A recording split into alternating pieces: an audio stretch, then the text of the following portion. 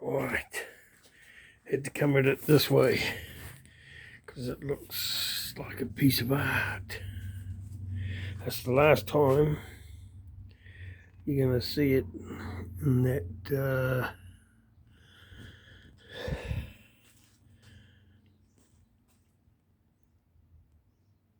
way, because I'm now going to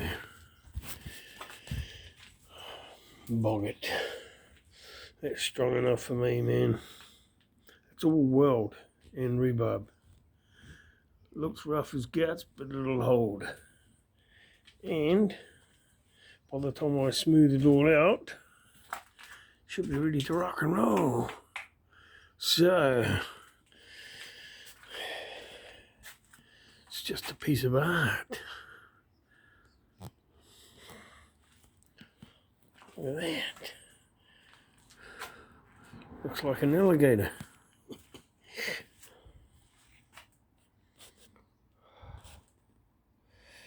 Mate, have you ever seen such welding?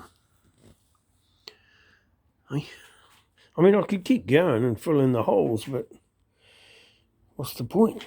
It's holding together. And I'm going to bog it all up. And, you know, with carbog, smooth it all out. And then paint it.